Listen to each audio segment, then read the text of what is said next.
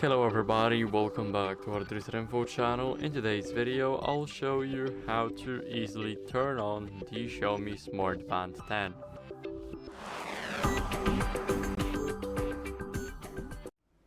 So first we need to get the charging cable and we need to plug it into the charging brick. So here we will have two magnetic pins. Now as you guys can see, we also have them right here, right up top. And what we gotta do to enable it, basically we need to plug it into the charger until you hear the magnetic click. And now all we gotta do is just wait until we see the HyperOS.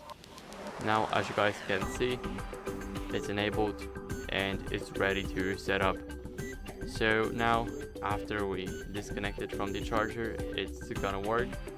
So that's basically it for this video. I hope it was helpful, and if it was, then leave a like, sub and a comment, and I'll see you in the next one.